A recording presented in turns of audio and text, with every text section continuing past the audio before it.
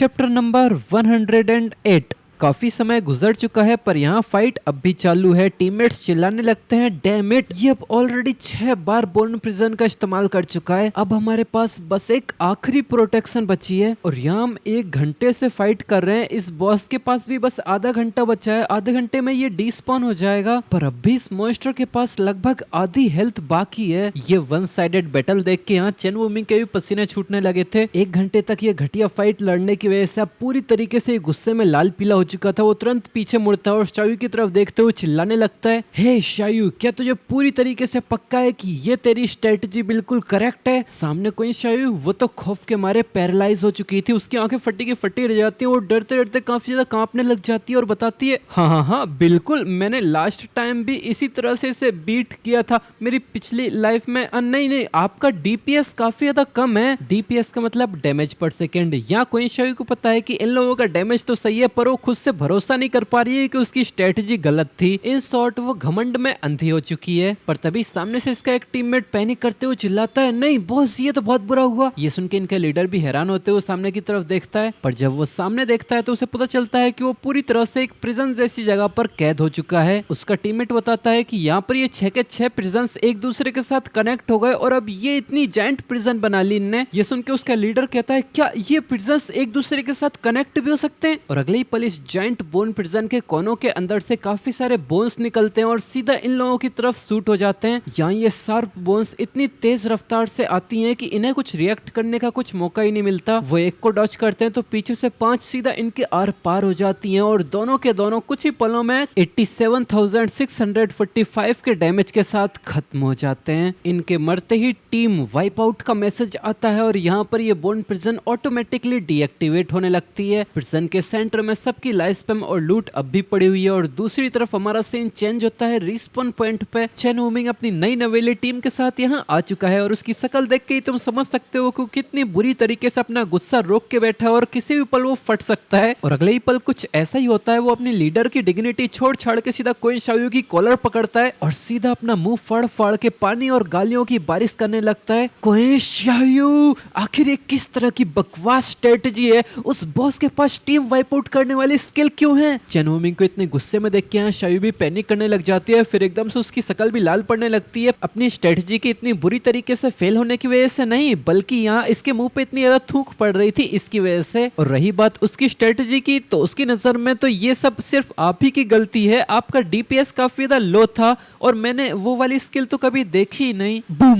ये शब्द सुन के सीधा चेन वूमिंग इसके सर को लेता है और जमीन में धड़ाम करके दे मारता है। यू डकिंग गर्ल, तूने मुझे 7 टैंक्स लाने को बोला था, उनके पास इतना डीपीएस कहां से ही आएगा? इस टाइम पे वो सिर्फ कोई शायू को मार मार के पकौड़ा बनाना चाहता है। वो मुंह फाड़ फाड़ के बस इसको गालियां बकता जाता है। ये इसे पूरे रास्ते में गालियां बकते बकते सीधा बॉस के पास आता है। तभी सामने से इसका टीममेट चिल्लाते हुए इसे बताता है, गिल्ड लीडर, ये बॉस तो दोबारा से अपनी फुल हेल्थ पे आ चुका है और यहाँ पर बस 20 मिनट बचे हैं। 20 मिनट में ये गायब हो जाएगा, तो अब हम क्या करें? ये सुन के चेन वूमिंग की और भी ज्यादा सटक जाती है और वो अपनी नजरें घुमाते हुए इसकी तरफ देखते हुए मुंह फाड़ फाड़ के चिल्लाने लगता है, क्या करें? और डकिंग हम कर भी क्या सकते हैं? वो इसको गालियां बकते हुए चिल्लाता है कि अब जल्दी कर और बॉस शैडो को इनवाइट कर। फिर हमारा सीन चेंज होकर शैडो की तरफ आता है, जो अपने ओसारिस पे बैठ के बड़े आराम से हवा में उड़ रहा था। तभी उसके पास चेन वूमिंग का मैसेज आता है, सीनियर, क्या आप वहां पर हो? बॉस, हमें एक प्लेटिनम ग्रेड का ब्लड लाइन मॉन्स्टर मिला है और ये बस 15 मिनट में गायब होने वाला है, प्लीज हमारी मदद करो। यहाँ कोइंगफेंग तो बड़े ही कैजुअली कहता है, हाँ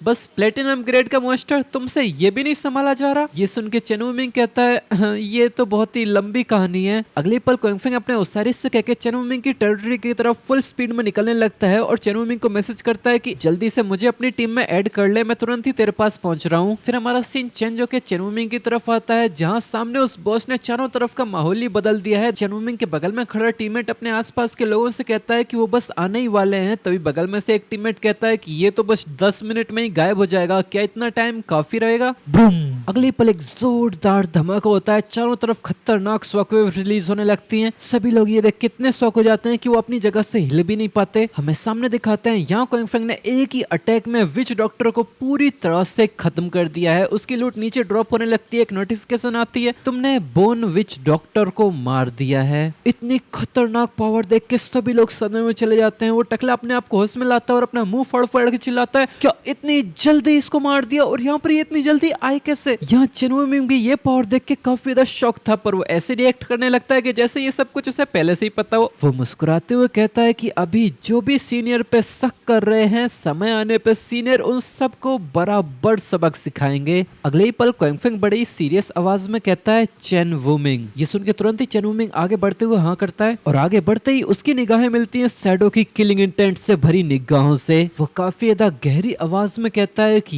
ये बोर्न विच डॉक्टर एक हिडन बॉस है और इसका ट्रिगर कंडीशन बहुत सीक्रेट है, तुम्हें ये कैसे पता चला। पर ये देखने के बाद भी चेन वूमिंग ज्यादा पैनिक नहीं करता और बड़े ही आराम से इसको ग्रीट करते हुए कहता है कि सीनियर आपकी इंसाइट तो सच में कमाल है। ये इस टाइम पे पैनिक इसीलिए नहीं कर रहा है क्योंकि इस मॉन्स्टर को समन करने की इस हिडन टेक्निक का इससे तो कुछ लेना देना नहीं है। वो सीधा सीधा बता देता है कि सच बोलूं तो ये बॉस एक्चुअली हमारी गिल्ड की एक जूनियर सिस्टर ने फाइंड किया था, उसका नाम क्वीन शायू है और वो ही जो आपके हाइडआउट के गेट को गार्ड करती है। वो भी यही सोच रहा था कि शायू उसके बगल में ही खड़ी है, तो वो कहता है शायू जल्दी से सीनियर को हेलो बोलो। पर जब उसकी नजर बगल में जाती है तो वहाँ पर सिर्फ शायू के शेप का गड्ढा बना हुआ था और शायू वहाँ से गायब थी। ये देख के वो कंफ्यूज हो जाता है और चिल्लाता हाँ ये कहाँ गई। ये देख के क्वांगफेंग अपने पास्ट लाइफ के सीन को इमेजिन करते हुए हंसने लगता है और मनी मन सोचता है जैसा कि मैंने सोचा था, पहले के टाइम पे मेरी पिछली जिंदगी में मैंने और मेरी गिल्ड ने इसकी मदद की थी इस बॉस को हराने के लिए और इस फाइट के दौरान हमने सारा एग्रो और कंट्रोल भी उसी को दे दिया था, इसकी वजह से मैं घायल भी हो गया था। उसकी पिछली जिंदगी के बारे में सोच सोच के ही एमसी की किलिंग इंटेंट दोबारा बढ़ने लगती है और वो बस एक ही चीज के बारे में सोच रहा था कि बस मुझे तब तक इंतजार करना है जब तक उसे सब कुछ याद ना आ जाए और फिर तब समय होगा उसके जजमेंट का। काफी लोग सोच रहे होंगे कि एमसी अब इतना ज्यादा पावरफुल हो गया होगा तो उसकी पिछली जिंदगी की नफरत तो कम हो चुकी होगी, पर ऐसा बिल्कुल भी नहीं है। यहाँ सोंगफाई से ज्यादा क्वांगफेंग अपनी बहन से ही नफरत करता है क्योंकि असल धोखा तो उसी ने उसे दिया था। फिर हमारा सीन चेंज जो कि क्वीन शायू की तरफ आता है जहाँ पर वो बहुत ही स्पीड से भाग रही है, मतलब लड़खड़ाते लड़खड़ाते भाग रही है। तभी उसके पास उसके गिल्ड लीडर का मैसेज आता है शायू आखिर तुम हो कहाँ। शायू यहाँ पर शायू उस बॉस की बोन स्टाफ को टाइटली पकड़ के सिटी सेंटर में आ चुकी है। वो काफी ज्यादा पिटी पिटाई हालत में लग रही है, पर दूसरी तरफ मैसेजेस से ही पता चल रहा है कि इसका गिल्ड लीडर भी कितना ज्यादा गुस्से में आ चुका है। वो अपने दांत पीसते हुए कहता है हाँ ठीक है, एक तो तूने हमारी पूरी टीम को ही वाइप आउट करवा दिया और उसके बावजूद यहाँ पर अब तेरी इतनी हिम्मत जो तू मेरे मैसेजेस का भी रिप्लाई नहीं दे रही है। तू मानती है कि क्या मैं तुझे गिल्ड से बाहर निकाल दूंगा। पर यहाँ क्वीन शायू सिटी सेंटर में पहुंचने के बाद अपने दांत पीसते हुए चिल्लाती है नाइट सेंचुरी। हाँ मुझे याद है ये गिल्ड, मेरी पिछली लाइफ में ये लोग लोगों को धोखा देकर उन्हें ब्लैक स्लेव बना देते थे। पिछली लाइफ में मैं जियांगहाई की नंबर 1 गिल्ड गॉड स्लेयर में थी और तुम लोग उसके आगे क्या हो, बिल्कुल कचरा। इस बार मैं दोबारा बेवकूफ नहीं बनूंगी, बस तुम लोग देखते रहो। Shadow Glory of Martial Virtue, एक दिन मैं तुम सबको यहाँ दी हुई बेइज्जती का हिसाब चुट्टा करवाऊंगी। आओ धम। ये कह के अचानक से वो सीधा मुंह के बल जमीन पे गिरती है। ये देख के आसपास के लोग काफी हैरान हो जाते हैं और हंसने लगते हैं और अगले ही पल शायू के पास नोटिफिकेशन आती है कि तुम्हें नाइट सेंचुरी गिल्ड से लात मार के निकाल दिया गया है। ये सोने पे सुहागा क्वीन शायू को काफी ज्यादा इरिटेट कर देता है और अनकंट्रोलेबली उसकी आंखों से आंसू बहने लगते हैं। पर यहाँ बाकी सभी लोग इस बेचारी को ऐसे रोता देख के इसकी मदद के लिए तो आगे नहीं आते, बल्कि इसके सर पे लगे टैग को देखते हुए हंसी उड़ाने लगते हैं। हे इस लड़की के सर पे लगे टाइटल को तो देखो, शैडोस थर्ड, शैडोस ग्रैंडसन। सभी लोग इसकी हंसी उड़ा रहे थे, पर यहाँ भीड़ में एक जानी पहचानी परछाई भी थी और जी हाँ ये वही घुसपैठिया है जो अब यहाँ किसी तरीके से कोई शायू तक भी पहुंच चुका है। वो आराम से पूरे सीरियस अंदाज में कोई शायू की तरफ घूर रहा था, वहीं उसके बगल में सभी लोग कोई शायू का मजाक उड़ा रहे थे। अरे उस पर हंसो मत, तुम तो अगर चाहो भी तब भी शैडो के ग्रैंडसन नहीं बन सकते। उसके बगल वाला कहता है अब जबकि तुमने ये बताया तो ये बात तो सही है, पर इस लड़की ने ऐसा किया कैसे। अब अचानक से पता नहीं क्यों मुझे इससे थोड़ी सी जलन सी हो रही है। फिर हमारा सीन चेंज होकर शैडो की तरफ आता है जो अपने ओसाइरिस पे बैठ के हमेशा की तरह आसमान की ऊंचाइयों में मजे मार रहा है। इस टाइम पे क्वांगफेंग अपनी ब्लेड ऑफ जजमेंट को बाहर निकालते हुए कहता है कि मेरी इस ब्लेड ऑफ जजमेंट की डिविनिटी लिमिट और एट्रीब्यूट्स को बढ़ाने के लिए मुझे क्रिमिनल्स को जज करना ही पड़ेगा। वैसे भी समय आने पे कोई शायद सीधा मुझे 1000 डिविनिटी पॉइंट दे देगी, पर उसे अभी टाइम लगेगा ब्लास्फेमर बनने के लिए। तो जब से ये God Forsaken game real world में आया है वहाँ क्राइम रेट लगातार बढ़ता ही जा रहा है। इस दौरान इस पूरी कंट्री कंट्री में ऐसे भी कई सारे केसेस हैं जिन्हें सॉल्व करने में यहाँ ऑफिशियल्स को भी प्रॉब्लम आ रही है। पर ये तो मेरे लिए अच्छा ही है, चलो सीधा अथॉरिटीज से ही पूछ लेते हैं। क्वांग फैंग सीधा आन्वे को कांटेक्ट करता है और उससे इस बारे में पूछता है तो आन्वे उसे एक केस के बारे में बताती है। अभी रिसेंटली यहाँ काफी खतरनाक मर्डर केसेस सामने आ रहे हैं। रिसेंटली जियांगाई सिटी से काफी सारी यंग और ब्यूटीफुल गर्ल्स गायब होती जा रही हैं। ऑन साइट इन्वेस्टिगेशन से पता चला है कि ऐसा हो सकता है कि उन्हें कुछ रातों तक टॉर्चर करने के बाद मार दिया गया है। क्रिमिनल को ट्रैक करने के लिए हमारे इन्वेस्टिगेटर्स को कॉर्प्स के कांटेक्ट में आना पड़ता है, पर यहाँ उस किलर के पास एविडेंस मिटाने की एबिलिटी है। फिर वो बड़ी उम्मीदों भरी निगाहों से क्वांग फैंग से पूछती है, बॉस क्या आप इसमें हमारी मदद करने वाले हो? जिस पे बस क्वांग फैंग अपना सर हिला के हाँ कह देता है। ये सुन के अन्वे काफी ज्यादा एक्साइटेड हो जाती है और चिल्लाती है, ग्रेट, मैं आपको अभी सारी इन्फॉर्मेशन भेज दे रही हूँ। फिर कुछ ही देर में अन्वे क्वांग फैंग को सारी केस की इन्फॉर्मेशन भेज देती है, जो पढ़ के क्वांग फैंग काफी हैरान हो जाता है और कहता है, वेट, ये तो वो वाला केस है, मेरी पिछली लाइफ में भी ये केस आया था। जियांगाई सिटी में कई सारी जवान लड़कियां मिस्टीरियसली गायब हो गई थी, पर यहाँ क्योंकि किसी को भी कोई बॉडी ही नहीं मिली, इसकी वजह से अथॉरिटीज को इस केस के लिए कोई लीड भी नहीं मिल पाई। काफी लंबे समय तक लोग खौफ में ही जीते रहे और मिसिंग लड़कियों की गिनती लगातार बढ़ती ही गई। मेरी पिछली लाइफ के बिट्रेयल के बाद मेरे मरने तक वो क्रिमिनल कभी भी नहीं मिल पाया।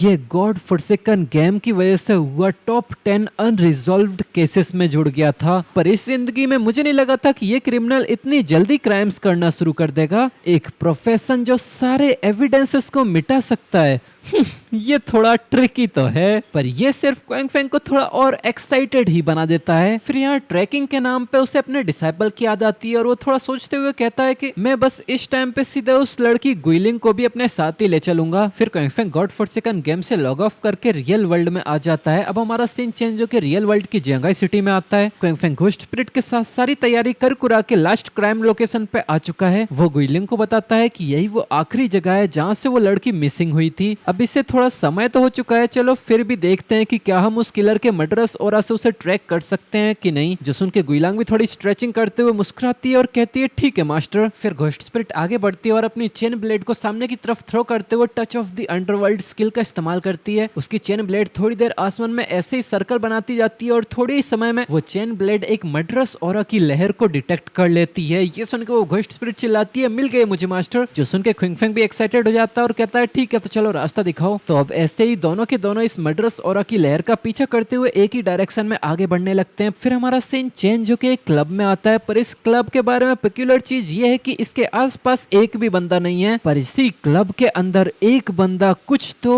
काट काट के खा रहा है और उसी के आगे एक लड़की डर के मारे रोती ही जा रही है। उसके हाथ पैर रस्सियों से बंधे हुए हैं, उसके मुंह पे भी टेप लगा हुआ है। वो सामने का सीन देख के काफी ज्यादा हॉरिफाइड हो चुकी है। उसकी आंखों से आंसू अनकंट्रोलेबली बहते ही जा रहे हैं, पर वो यहाँ कुछ भी कर ले, यहाँ उसके पास रेसिस्टेंस का कोई चांस ही नहीं है। वो बस खौफ के साथ अपना नंबर आने तक का इंतजार ही कर सकती है। और इसी डरावने सीन के साथ हमारा ये चैप्टर खत्म हो जाता है। तो अब जाने से पहले इस वीडियो को लाइक कर देना और ज्यादा से ज्यादा हाइप करते हुए जाना। सब्सक्राइब नहीं किया तो सब्सक्राइब भी कर लेना। कमेंट में बताना कि तुम लोगों को ये एपिसोड कैसा लगा। अब मिलते हैं तुमसे इसके नेक्स्ट एपिसोड में, तब तक के लिए बाय बाय।